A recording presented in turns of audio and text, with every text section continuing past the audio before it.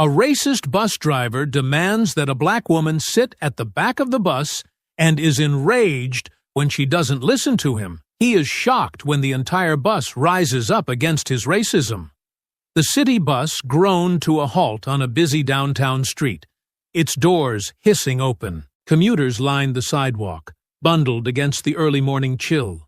Among them was Evelyn Carter, a neatly dressed woman in her early 70s. Her posture was straight, her head held high, and her eyes sparkled with quiet determination. She clutched her purse tightly as she stepped aboard, nodding politely to the driver, Robert Whitman. Whitman barely looked at her.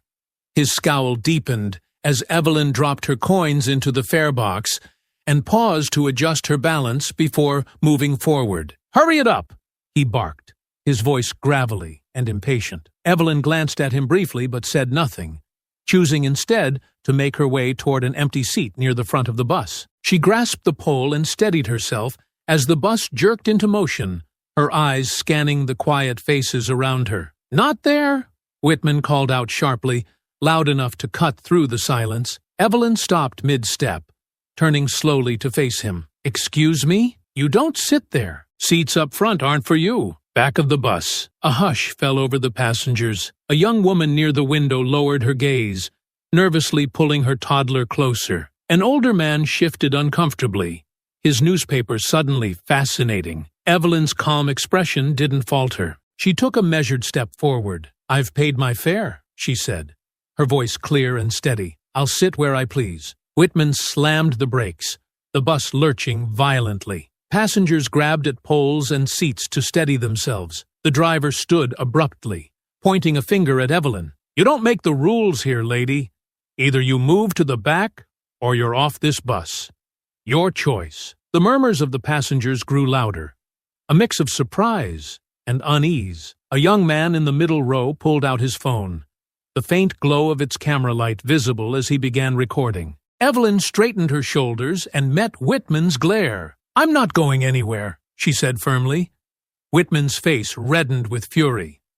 "We'll see about that." He grabbed the radio from his console and barked for transit security. The tension on the bus thickened as all eyes turned to Evelyn, waiting to see what would happen next. The bus remained idle on the crowded street, the low hum of its engine filling the tense silence. Evelyn Carter stood firm, her fingers lightly gripping the cold silver rail near the front seats. The passengers around her exchanged uneasy glances, their whispers growing louder as the confrontation dragged on. "I'm not going to repeat myself," Robert Whitman barked, stepping out from behind the driver's seat, his uniform stretched tightly over his broad shoulders, his face flushed with irritation. "Move to the back of the bus, or I'll have you removed." Evelyn looked up at him, her expression calm but unyielding. "I've done nothing wrong.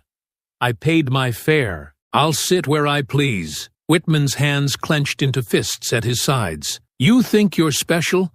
I make the rules on this bus.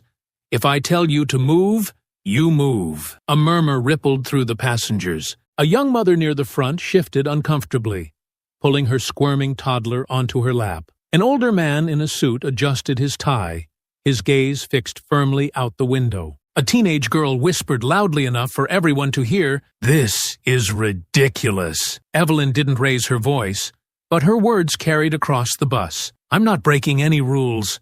What you're doing is wrong, and you know it." The driver's face twisted in fury. "You don't get to tell me what's right. You're disturbing everyone else here. People are trying to get to work." He gestured broadly at the passengers, as if expecting their agreement. The majority remained silent, avoiding eye contact. From the middle of the bus, a young man with earbuds dangling from his ears raised his phone slightly, the faint red light of a recording visible. "You're the one holding us up, man," he said loudly. "She's just trying to sit." Whitman turned his glare on the young man. "Stay out of it. This isn't your concern." The young man leaned back, undeterred, and kept filming. The bus jerked slightly as Whitman stomped back to his seat and grabbed the radio. His voice crackled through the speaker as he called in his complaint. "Dispatch!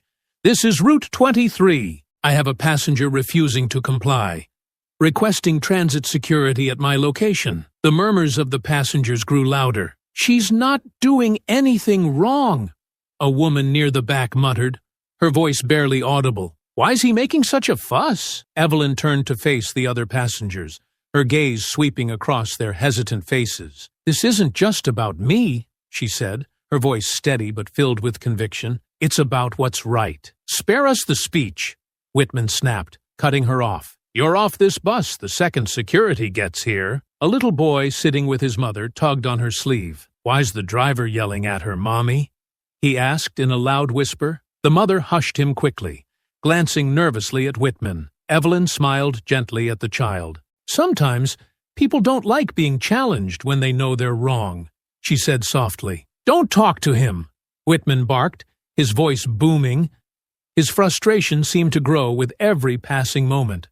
The passengers flinched as his outburst echoed through the bus. The young man with the phone spoke up again, his voice steady. You're digging yourself into a hole, man. Everyone's going to see this. Whitman glared at him, but said nothing, his jaw tightening.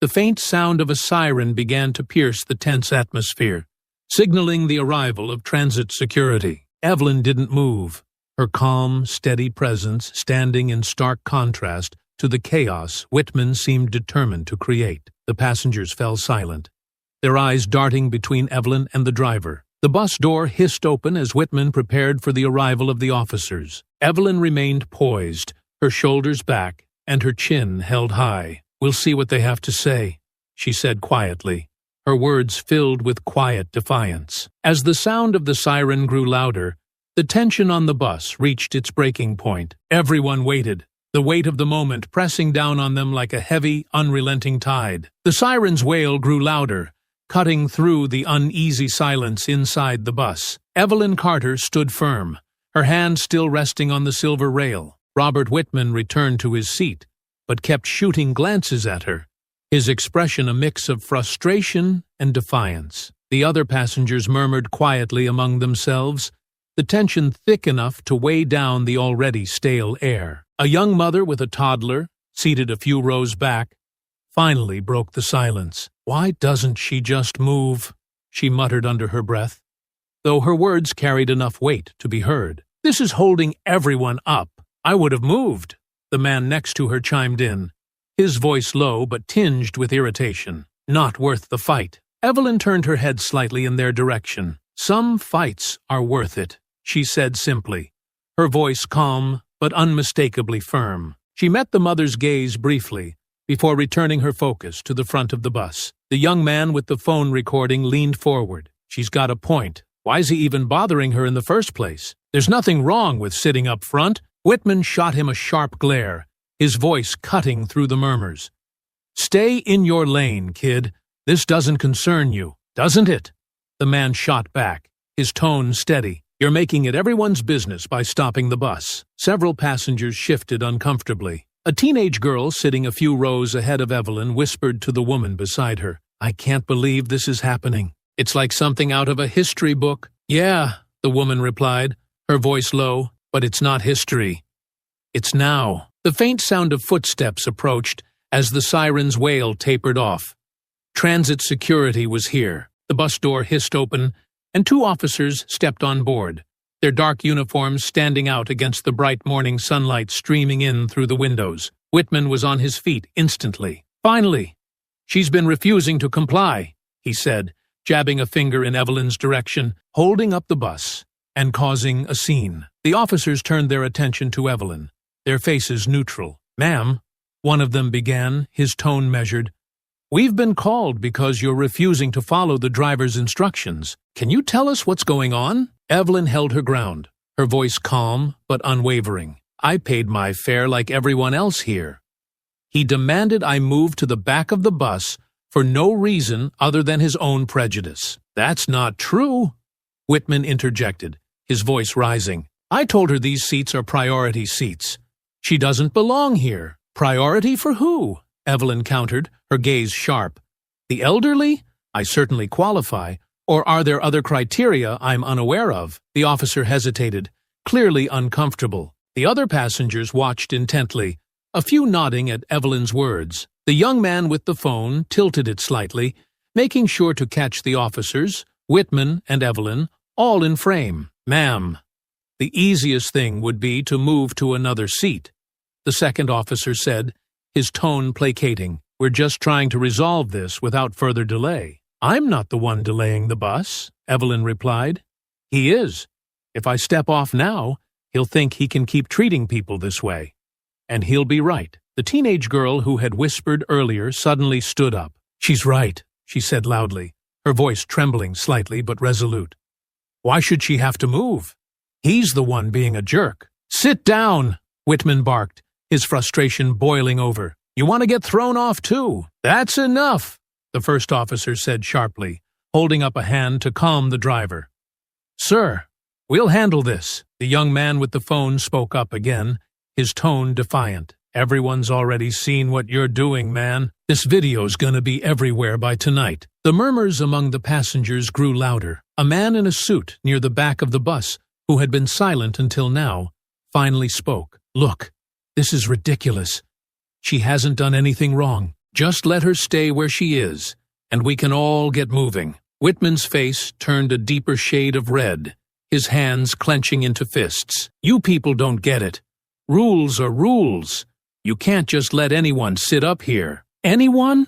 Evelyn said, her voice cutting through the chaos. Or just people who look like me? The bus fell silent again, the weight of her words hanging heavily in the air. The officers exchanged uneasy glances, clearly aware of the tension. Outside, pedestrians began to gather near the bus, curious about the commotion. The young man with the phone turned his camera toward the crowd, capturing their growing interest. We need to make a decision, the second officer said, his voice tight. Ma'am, are you willing to step off the bus so we can de-escalate the situation? Evelyn straightened her shoulders, her expression unyielding. No, I've done nothing wrong, and I won't be treated like this. Not today. The officers hesitated, their authority caught between the calm defiance of an elderly woman and the fiery tension of an increasingly agitated bus driver. Whitman shook his head, muttering under his breath as he returned to his seat. The atmosphere in the bus was electric,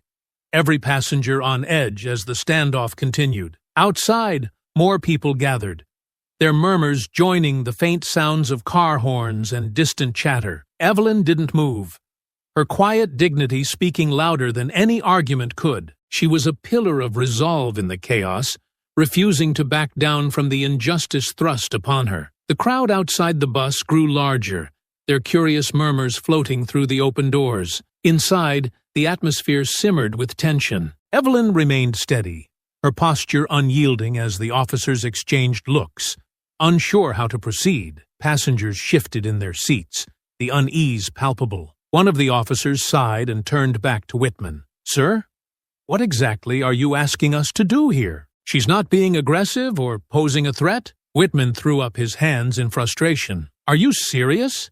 She's refusing to follow instructions. I can't do my job with someone like her up here disrupting everything. A young woman near the middle of the bus, her voice quivering but defiant, called out, You're the one making the scene, not her.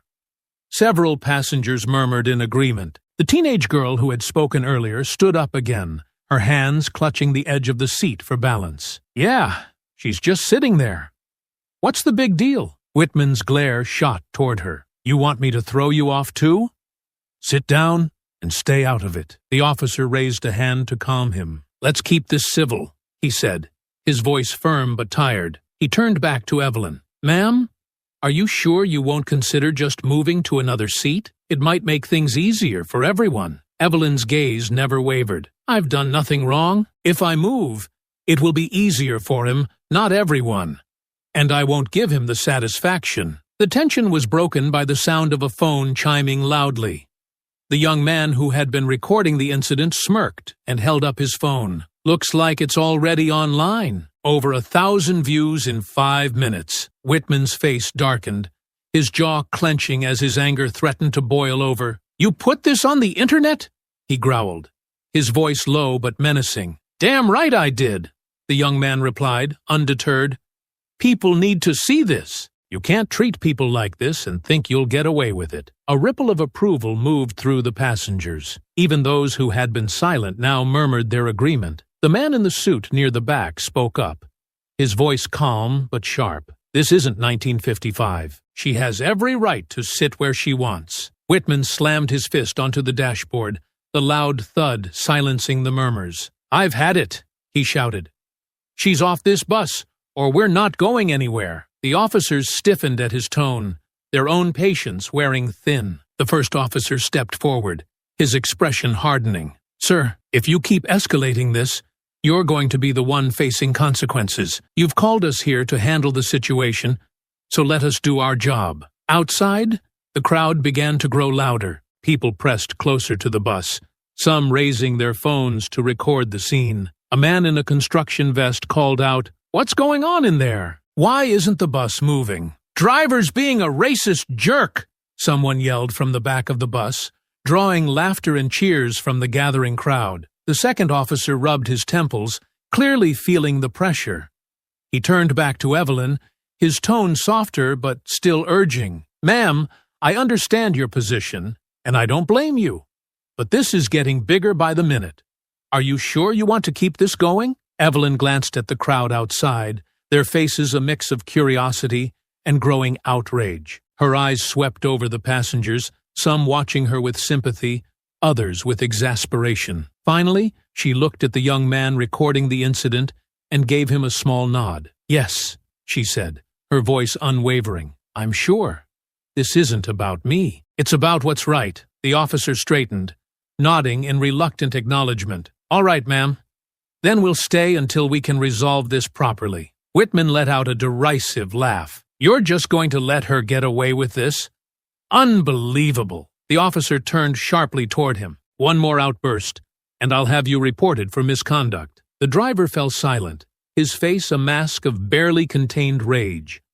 The tension in the bus was electric, every passenger hanging on the edge of their seats. Outside, the crowd grew louder, their voices forming a faint chant that reached the ears of everyone on board. "Let her sit! Let her sit!" Evelyn finally took her seat near the front, her head held high. Her quiet defiance seemed to radiate strength, a stark contrast to Whitman's growing agitation. The officers exchanged a final glance before stepping outside to address the crowd, leaving the driver fuming and the passengers buzzing with murmurs of approval. The young man with the phone grinned, lowering it briefly to address Evelyn. "You're a legend, ma'am. This video's gonna blow up." Evelyn gave him a faint smile, but said nothing, her focus still on Whitman. The fight wasn't over yet, but for the first time, the tide seemed to be turning in her favor. The officers stepped off the bus, the weight of the growing crowd pressing down on the tension already simmering inside. The chant outside had grown louder, the rhythmic, "Let her sit! Let her sit!" echoing through the open doors. Passengers exchanged glances, their unease now mingling with curiosity. Evelyn sat poised, her back straight, her gaze fixed on the windshield ahead. She could feel Whitman's glare boring into her from his seat, his knuckles white as he gripped the steering wheel. The young man with the phone held it up again, panning across the passengers to capture their reactions. "You see this?" he said, his voice loud enough to carry. "This is what standing up looks like. Y'all better remember her face, because she's making history right now." Whitman snapped his head toward the young man. "Turn that damn thing off. You're disrupting this bus just as much as she is." The young man smirked. "Disrupting? Nah, I'm documenting. There's a difference." Another passenger, a middle-aged woman with a worn leather bag, spoke up for the first time. "Honestly, we should all be documenting this. He's treating her like garbage for no reason." Whitman turned his attention to her, his anger spilling over. "Lady, you don't know what you're talking about. I've been driving this route for years, and I know how to handle troublemakers." "Troublemaker?" the teenage girl from earlier shot back, standing again despite the driver's earlier threats. "She's literally just sitting there. How's that trouble?" "You all want to play hero, huh?" Whitman barked, his voice rising. "Fine, but don't come crying to me when this bus doesn't move." From the back of the bus, a man in a suit stood, his face calm, but his voice firm. "We've all been sitting here long enough. If you can't handle this professionally, maybe you shouldn't be driving." Whitman's face turned crimson. You think you can do my job better, pal? Be my guest. Maybe I would, if it meant treating people like humans, the man retorted, sitting back down as murmurs of agreement rippled through the bus. Outside, the chants grew louder, joined by the occasional car horn as drivers slowed to observe the commotion. The officers stood by the door, trying to manage the swelling crowd. A reporter with a camera pushed her way to the front, the red recording light visible through the bus's grimy window. Whitman, now visibly rattled, grabbed the radio again. "Dispatch, this is Route 23. Situation's getting worse. There's a crowd outside now. We need more officers," the radio crackled in response. "Additional units are en route. Hold tight." Evelyn let out a quiet breath, her composure never wavering. She glanced at the young man still filming. "You should focus on what's happening outside, too," she said softly. "This is bigger than just this bus." He nodded and angled his phone toward the crowd, capturing the chants and the faces of those demanding justice. "You're right," he said, "but you're still the star here." Whitman slammed his hand onto the dashboard, the sound startling some of the passengers. "Enough! I'm sick of this circus. Everyone who has a problem with me, get off my bus right now." No one moved. The teenage girl crossed her arms defiantly. The man in the suit stared out the window, and the young mother clutched her child tighter, but stayed silent. Even those who had been reluctant earlier now seemed rooted to their seats, their quiet solidarity a stark rebuke to the driver's outburst. Evelyn turned her head slowly to look at Whitman. Her voice was low, but carried through the bus. "You don't get to decide who belongs here. That's not your job." Whitman's mouth opened as if to retort, but he hesitated, his jaw tightening. His authority was slipping, and he knew it. The chants outside were growing louder, the crowd swelling into a small sea of people. Phones and cameras pointed toward the bus, capturing every moment. One of the officers re-entered the bus, his face tight with frustration. "Driver," he said firmly, "we need to de-escalate this now. The crowd's growing, and the media's here.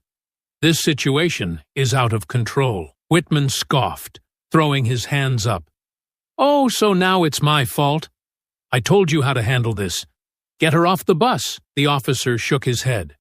"No, if we try to force her off now, we're going to have a bigger problem on our hands. The crowd's not on your side." Evelyn's lips curved into the faintest hint of a smile. She turned her attention back to the window, where signs had begun to appear in the crowd. One read, "Justice for Evelyn." Another, scrawled hastily on cardboard, simply said, "End the hate." Whitman sank into his seat, his face a mask of fury and helplessness. Evelyn remained calm, her presence unshaken. The energy in the bus shifted.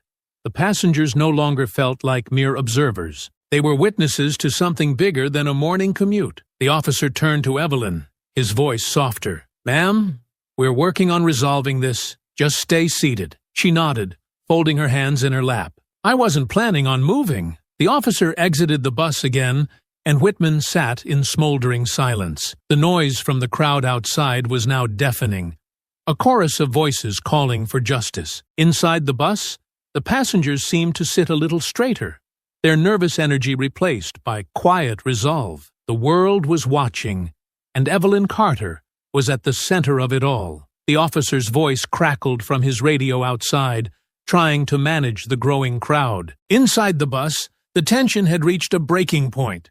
Whitman sat stiffly in his seat, glaring at Evelyn.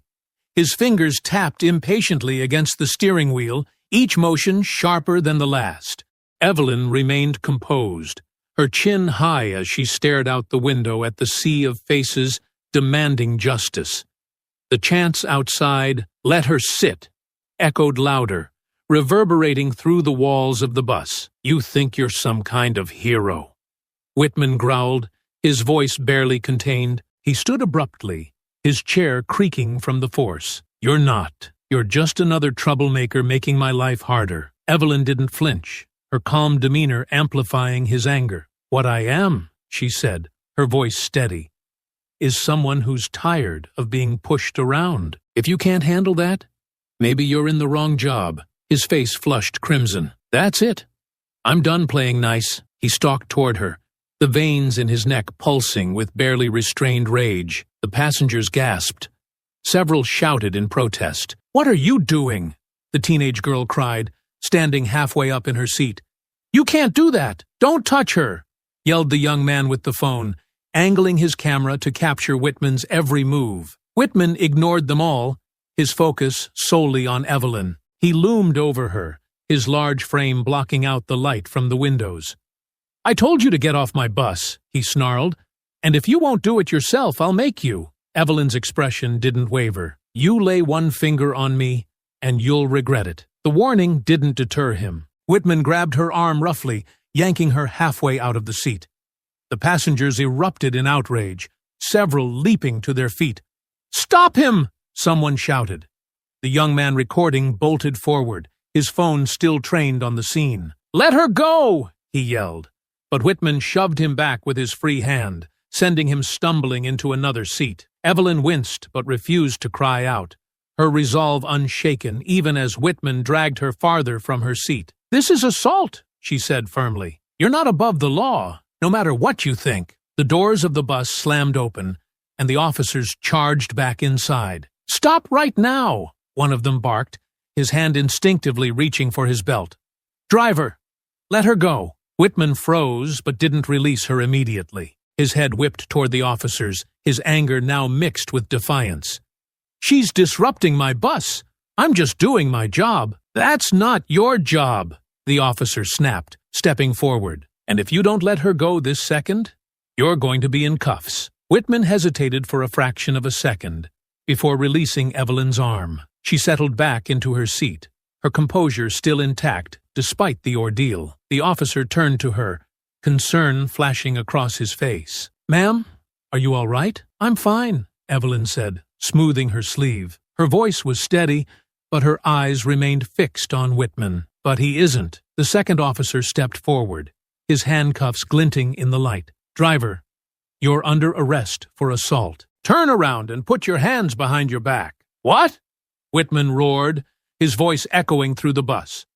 "You can't be serious.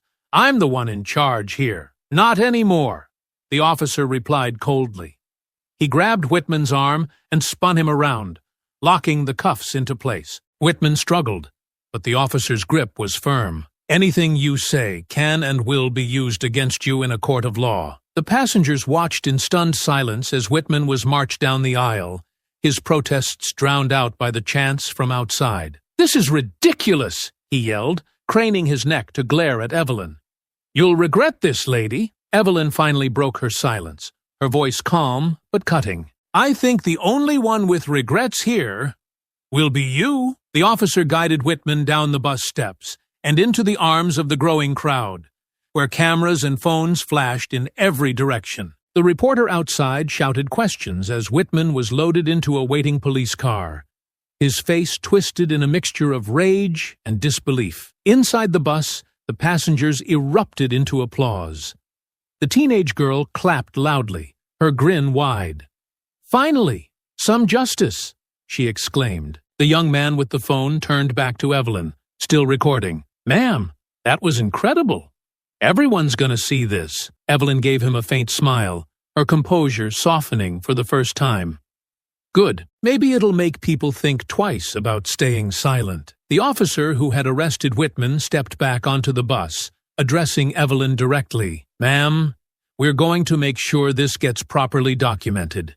Do you want to press charges?" Evelyn nodded firmly. "Absolutely." The officer tipped his hat slightly.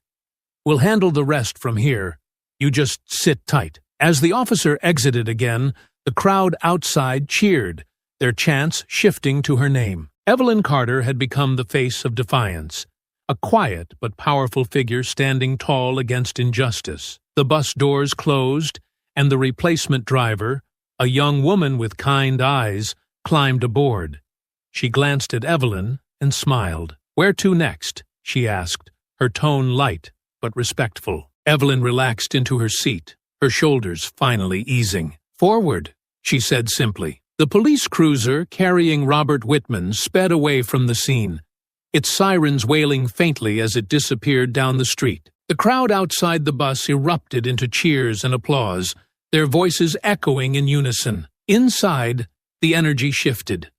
The passengers, who had been wary and hesitant before, now buzzed with a mix of relief and triumph. Evelyn Carter remained seated at the front, her posture as poised as ever. She rubbed her arm where Whitman had grabbed her, her hand lingering briefly before returning to her lap. The young man with the phone moved closer, his recording still running. "Ma'am, you okay?" he asked, his voice softer than before. The defiance he'd shown to Whitman had given way to genuine concern. "I'm fine," Evelyn replied, her voice steady. She met his gaze, her tone carrying a quiet strength. "It'll take more than that to shake me." The teenage girl stepped forward, clutching her backpack against her chest. "You were amazing," she said, her eyes wide with admiration. "I can't believe you stood up to him like that." "It wasn't just for me," Evelyn said, her gaze sweeping across the other passengers. "Sometimes you have to take a stand, even if it's uncomfortable." Her words seemed to resonate. The man in the suit, who had remained quiet for much of the ordeal, finally spoke up. "You've got more courage than most people, Mrs. Carter," she said with a small nod. "Evelyn Carter." "Well, Mrs. Carter," he continued, "you've inspired all of us today." That man deserved everything he got. The young mother, still holding her child tightly, leaned forward from her seat. "I'm sorry I didn't speak up sooner," she admitted, her voice tinged with guilt. I didn't want to make things worse." Evelyn offered her a kind smile. "It's never easy, especially when fear takes over. But every voice matters. Remember that next time." The young man holding the phone interrupted, turning his screen toward Evelyn. "Your video's already blowing up. I just checked. Tens of thousands of views. People are sharing it everywhere." Evelyn raised an eyebrow, the corner of her lips curling slightly. "Well," she said, "it seems the truth has its way of getting out." Before anyone could respond, the replacement driver, a petite woman with a calm, authoritative demeanor, stepped onto the bus. She adjusted her uniform cap and scanned the faces in the aisle, her expression professional yet kind. "Good morning," she said, her voice cutting through the chatter. "I'll be taking over for the rest of the route. Sorry for the delay, folks." She glanced at Evelyn, a flicker of recognition crossing her face. "Mrs. Carter?" she asked, her tone respectful. Evelyn inclined her head. "Yes? I just want to say thank you," the driver said. "What you did today, it's not just for you. It's for all of us." The bus fell silent, the weight of her words settling over everyone. Evelyn nodded, her gratitude unspoken but evident in her expression. The driver returned to her seat, and the bus hummed to life again, finally moving forward. As they continued their route, the passengers began talking among themselves, sharing their perspectives on what had happened. Some debated how Whitman had kept his job for so long, while others expressed outrage at the system that had allowed his behavior to persist. Evelyn listened quietly, her presence a steady anchor amid the buzz of voices. The young man with the phone eventually sat beside her, lowering his camera for the first time. "What happens next?" he asked. She turned to him, her expression thoughtful. "I press charges," she said firmly, "and then we see where the fight takes us." He nodded slowly. "I think a lot of people are going to want to help. Your video, it's bigger than just this bus." "It has to be," Evelyn replied. "Change doesn't come from silence." The teenage girl, now sitting across from them, leaned forward. "Do you think they'll fire him for good?" Evelyn's lips tightened briefly. "I don't know," she admitted. "But whatever happens to him, I'll make sure people see what he stood for. That's what matters." The bus pulled up to the next stop, and a handful of passengers disembarked. Outside, the crowd had thinned slightly, but a few people remained, waving their signs and cheering as Evelyn glanced at them through the window. She raised her hand in acknowledgement, a subtle but powerful gesture that drew another wave of applause. As the bus moved on, Evelyn felt a sense of resolve settle over her. The road ahead would not be easy. She knew that much. But for the first time, she felt that the voices around her, once silent, had found strength, and that was a victory in itself. The aftermath of the bus altercation spread rapidly. By the next day, Evelyn Carter's name was on everyone's lips. The video taken by the young passenger went viral, garnering millions of views across social media. News stations picked up the story, replaying the footage of Robert Whitman dragging Evelyn from her seat, followed by his subsequent arrest. Public outrage ignited like wildfire, with protests forming outside the city's transit headquarters and hashtags like Chuck Justice for Evelyn and Ashanj End Transit Racism trending worldwide. Evelyn, however, remained composed as the storm unfolded. She sat in her modest living room, her phone buzzing constantly with calls, texts, and notifications. Reporters clamored for interviews, and activists reached out with offers of support. Despite the noise, Evelyn focused on the next step, holding Whitman and the Transit Authority accountable. Her lawyer, Angela Martin, arrived at Evelyn's home that afternoon, her presence exuding a quiet authority. Angela,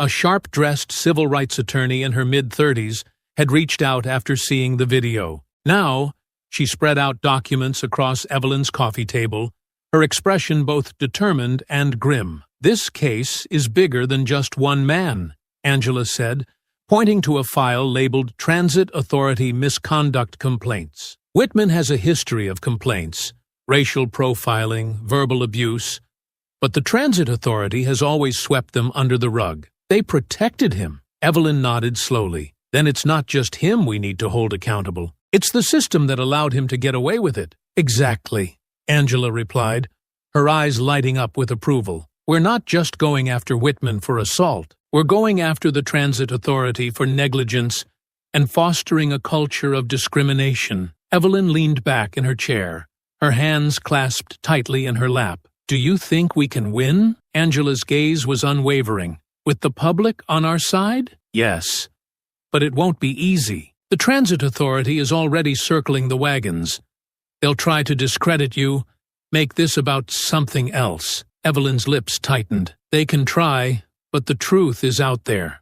People saw what happened. Angela nodded. And that's why we'll use every bit of evidence we have. The video, witness statements, Whitman's arrest. It all builds a strong case. But we'll need you to testify. Evelyn's eyes flickered with resolve. I'll do whatever it takes. In the days that followed, Evelyn and Angela worked tirelessly to prepare for the trial. Witnesses from the bus began coming forward, their statements painting a damning picture of Whitman's behavior. The teenage girl who had spoken up during the altercation gave a powerful account of what she had seen. The young man who had recorded the video provided not just his footage, but also his testimony, emphasizing how Whitman's aggression had escalated unprovoked. Even passengers who had initially remained silent began to step forward, emboldened by Evelyn's courage. One middle-aged woman, who had been hesitant to speak up during the incident, admitted to Angela during a meeting, "I've seen him treat other people like that before. I always thought it wasn't my place to say anything, but now I see how wrong I was." As the trial date approached, the Transit Authority released a carefully worded statement. They expressed regret over the incident and promised to review policies to ensure fairness and inclusivity. The statement, however, fell flat. Activists and community leaders lambasted it as hollow, demanding more tangible action. Meanwhile, Whitman's lawyer took a different approach, claiming his client had been provoked. Mr. Whitman was simply enforcing the rules to maintain order on his bus, the lawyer said during a press conference. This situation has been blown out of proportion by a viral video that doesn't tell the whole story. Evelyn watched the broadcast with Angela, her jaw tightening. Enforcing the rules, she repeated, her voice edged with disbelief. They really think anyone's going to believe that? Angela smirked grimly. They're desperate, and it shows. That's good for us. The day of the trial arrived, and the courthouse buzzed with activity. Protesters filled the steps outside, holding signs that read, "Justice for Evelyn and accountability now." Reporters clustered by the entrance, their cameras flashing as Evelyn arrived with Angela by her side. Evelyn held her head high as she walked up the steps, her presence commanding respect. The crowd erupted into cheers, chanting her name as she passed. Angela placed a reassuring hand on her shoulder. "You've got this," she said. Inside, The courtroom was packed. Whitman sat at the defendant's table, his expression a mix of defiance and discomfort. His lawyer leaned over, whispering in his ear, but he didn't look up. Evelyn took her seat at the plaintiff's table, her hands folded neatly in front of her. As the judge entered and the trial began, Angela rose for her opening statement. Her voice was clear and unwavering as she addressed the jury. "This case isn't just about an assault on a city bus," she began. "It's about a pattern of abuse and discrimination that has gone unchecked for far too long." My client, Mrs. Evelyn Carter, stood up, not just for herself, but for every person who has been silenced by injustice. "Today, we ask you to hold Mr. Whitman and the Transit Authority accountable for their actions." Evelyn glanced at the jury, seeing their rapt attention. This was just the beginning, but she knew they had a strong case. The fight was far from over, but the truth was on their side. The courtroom quieted as the first witness took the stand. A middle-aged woman who had been seated near the back of the bus during the incident. Her hands fidgeted nervously as she answered Angela Martin's questions, but her words were clear. "I saw everything," the woman said. "Mrs. Carter just wanted to sit down. She wasn't bothering anyone. It was the driver who started yelling at her." Angela nodded, her tone encouraging but professional. "And how would you describe his tone?" The witness hesitated, glancing at the defendant's table where Whitman sat stiffly. "It was loud, aggressive, like he wanted to make her feel small." "And did you feel his behavior was justified?" "Not at all," the woman said firmly. "He was out of line. It was embarrassing to watch." Angela smiled faintly. "Thank you. No further questions." The defense attorney stood next, his expression sharp and calculating.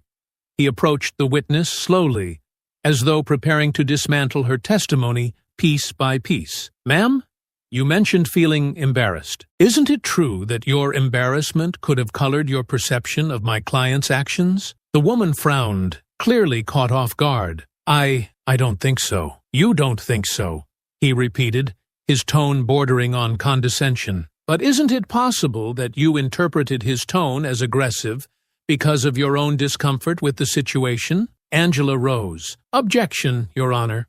Leading the witness. "Sustained," the judge said, casting a warning glance at the defense attorney. "Move on." The defense attorney stepped back, feigning disappointment. "No further questions." The next witness was the teenage girl who had stood up for Evelyn during the altercation. Her youthful energy was now replaced with nervous determination as she recounted the events of that day. "I saw him grab her," the girl said, her voice trembling slightly. "She didn't do anything to deserve that." Angela approached her with a reassuring smile. "You spoke up during the incident, didn't you?" "Yes," the girl replied. "I told him he couldn't treat her like that." "And how did he respond?" "He yelled at me to sit down and stay out of it," she said, her voice growing steadier. "But I couldn't.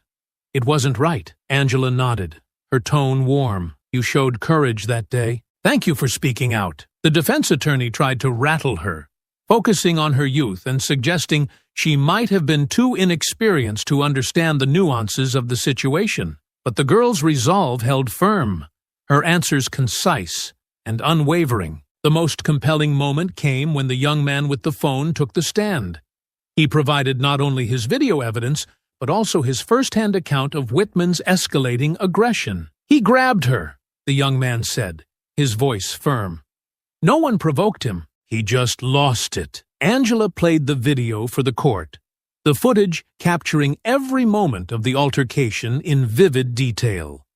The sound of Whitman yelling, the gasps of the passengers, and the chants of the crowd outside echoed through the courtroom. By the time the video ended, the jury's expressions were solemn. Angela turned to the young man. "Why did you record this incident?" "Because I've seen stuff like this happen before," he said. "People get away with it because no one speaks up. I wanted to make sure this time was different." Angela nodded. "And do you feel it was different?" He glanced at Evelyn, a small smile breaking through his otherwise serious demeanor. "Yeah, Mrs. Carter made it different." The defense attempted to cast doubt on the video, suggesting it might not show the full context of the situation. But the jury's reaction made it clear that the footage had left a lasting impression. When Evelyn herself took the stand, the courtroom fell silent. She was the picture of composure, her voice calm but filled with quiet strength as she recounted her experience. "I paid my fare like everyone else," she said. "I just wanted to sit down, but the moment I did, he decided I didn't belong there." Angela's voice was soft as she asked, "Why didn't you move to the back of the bus when he told you to?" Evelyn paused, her eyes scanning the courtroom. "Because it wasn't about the seat. It was about dignity. If I had moved, I would have been saying that his actions were acceptable. And they weren't." The jury hung on her every word. Even Whitman, who had spent much of the trial avoiding her gaze, now seemed unable to look away. Angela stepped closer. "What do you hope to achieve with this case?" Evelyn's voice grew stronger. "Accountability, not just for Mr. Whitman, but for the system that allowed him to act this way for so long. This isn't just about me. It's about making sure no one else has to go through what I did." The room was silent as Angela nodded. No further questions. The defense's cross-examination was pointed, but failed to shake Evelyn's composure. She countered every question with poise, her responses firm and unwavering. By the time she stepped down, it was clear her testimony had made a powerful impact. The trial was far from over, but Evelyn had set the tone. The truth was out, and the fight for justice was in full swing. The courtroom buzzed with quiet tension as the defense prepared to present their case. Robert Whitman, looking more deflated than defiant, was called to the stand. He adjusted his tie nervously and avoided eye contact with Evelyn as he took his seat. Whitman's attorney began with a series of carefully framed questions designed to cast his actions in a more sympathetic light. "Mr. Whitman," the lawyer began, his voice smooth, "can you explain your perspective on the events of that day?" Whitman cleared his throat, his voice shaky but firm. "I was just trying to do my job," he said. "The front seats are priority seats. I told her to move because that's the rule. I didn't mean to cause trouble. I was just enforcing policy. And when Mrs. Carter refused to comply," the lawyer pressed, "I gave her chances to move." Whitman replied, his tone growing defensive. "I tried to keep things under control, but she wouldn't listen. It created a scene, and I had to act." Angela Martin's eyes narrowed as she scribbled notes. Her turn would come soon enough. "Do you believe you acted reasonably in the moment?" the lawyer continued. Whitman nodded. "Yes, I was following protocol." The defense lawyer turned to the jury, gesturing toward his client. Mr. Whitman was put in a difficult situation. As a bus driver, his priority is the safety and efficiency of his route. When someone disrupts that, he has to act quickly. Angela rose from her seat. "Objection, Your Honor. The defense is testifying." "Sustained," the judge replied. "Counselor, stick to questioning." The defense lawyer nodded smoothly, refocusing on Whitman. "Would you say your actions were in any way motivated by Mrs. Carter's race?" Whitman's expression hardened. "Absolutely not.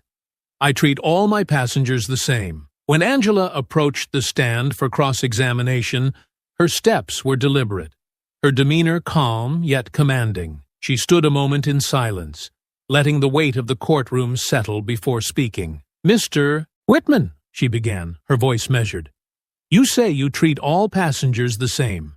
Is that correct?" "Yes," Whitman replied, his tone clipped. Angela nodded, flipping through a file. "Then, can you explain why, over the past 5 years, you've received multiple complaints, 5 of which explicitly referenced discriminatory behavior?" Whitman stiffened. "Those complaints were exaggerated." "Exaggerated," Angela repeated, her tone neutral. "So the passengers who accused you of racial profiling were lying?" "I didn't say that," Whitman snapped. "I said they exaggerated." Angela approached the jury, holding up a stack of documents. "Let me remind the court that these are official complaints filed with the Transit Authority, each one detailing incidents similar to what happened to Mrs. Carter. Would you like me to read them aloud?" Whitman's lawyer interjected.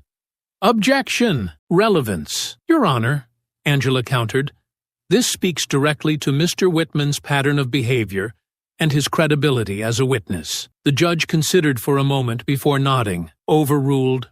Proceed. Angela turned back to Whitman. Let's focus on one particular complaint from last year. A passenger reported that you asked them to move to the back of the bus despite plenty of empty seats.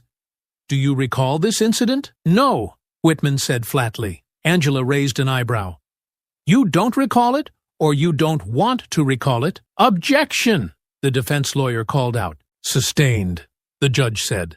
But the damage was done. The jury shifted in their seats, their expressions increasingly skeptical.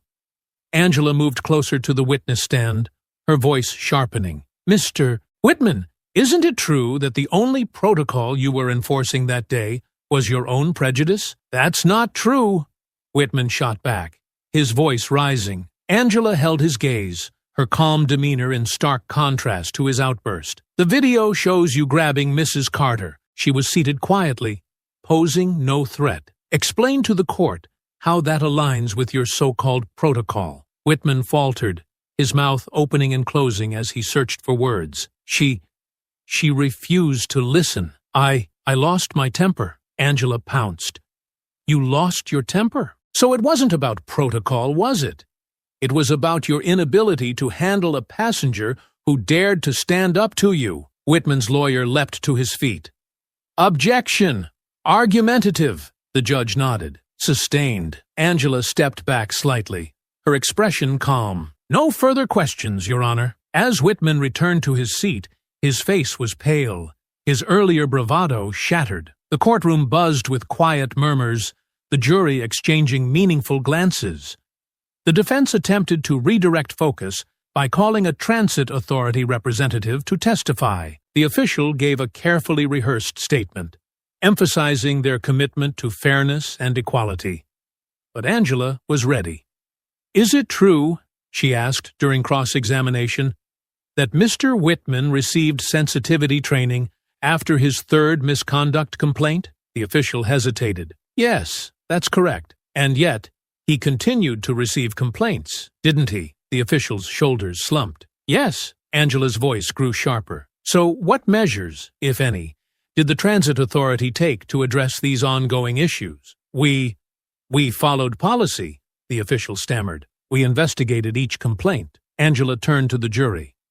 And yet Mr. Whitman was allowed to continue driving, unchecked, until his actions were caught on camera. Is that what you call accountability? The official didn't respond. As the day ended, Angela's cross-examinations had exposed not only Whitman's behavior, but also the systemic failures that enabled him. The tide of the trial was shifting, and Evelyn could feel it. As she walked out of the courtroom with Angela by her side, the crowd outside erupted into cheers once again. The truth was emerging, piece by piece, and justice felt closer than ever. The courtroom was silent as both sides prepared for closing arguments. The tension was palpable.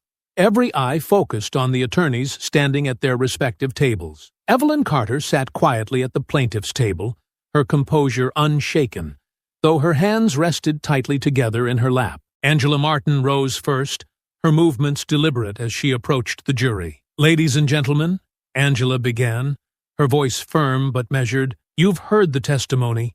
You've seen the video. This case is not complicated.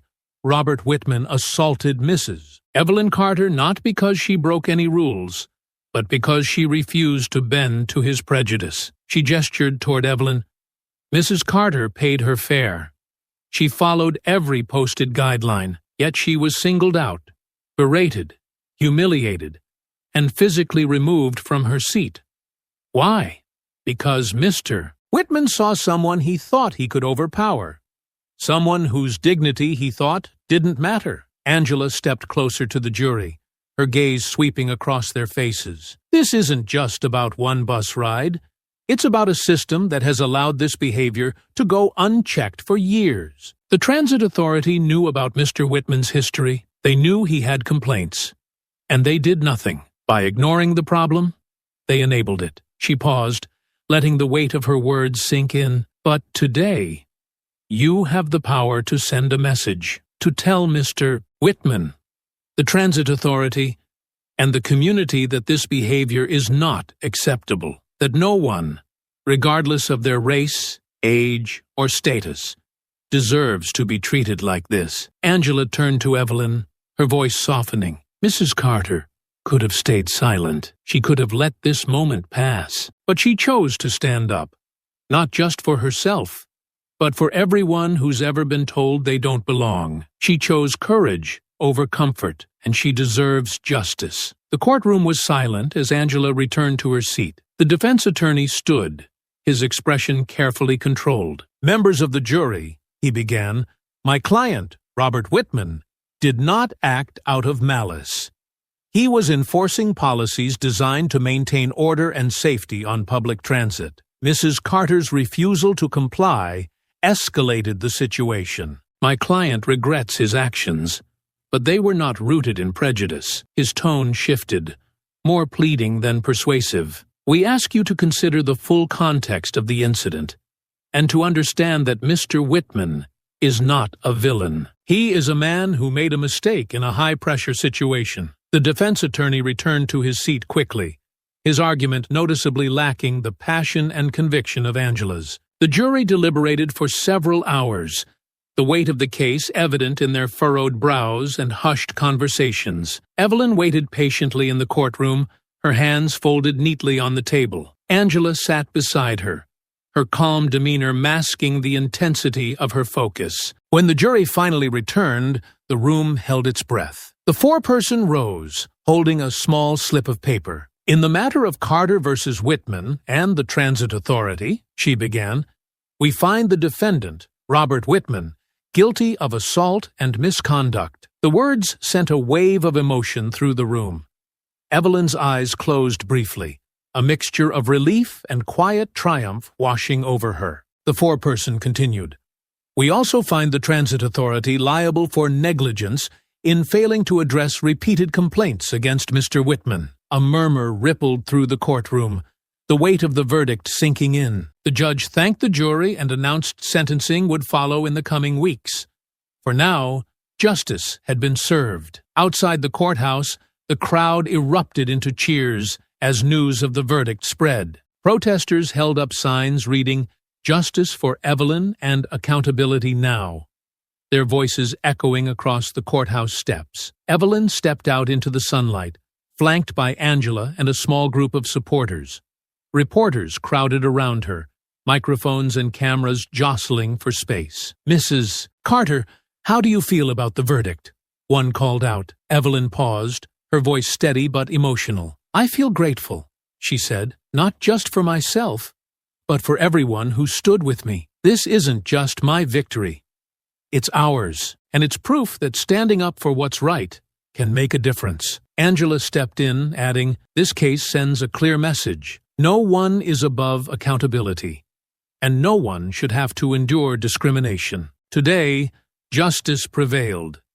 But the work doesn't end here. The crowd cheered louder as Evelyn raised her hand in a subtle wave. She knew this moment wasn't just about her.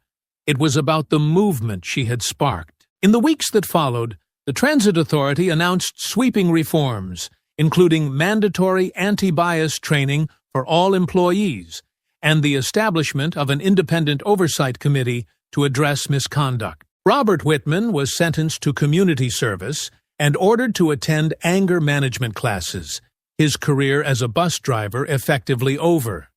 Evelyn returned to her quiet life, though she often found herself at the center of community events and discussions about systemic change. She spoke at schools, community centers, and forums, her story becoming a symbol of resilience and the power of standing up for justice. One evening, as she sat on her porch watching the sunset, her phone buzzed with a message from Angela. We did it. Thank you for trusting me. Evelyn smiled softly, her heart full. The fight had been long and hard, but it had been worth every moment. She had stood her ground, and the world was better for it.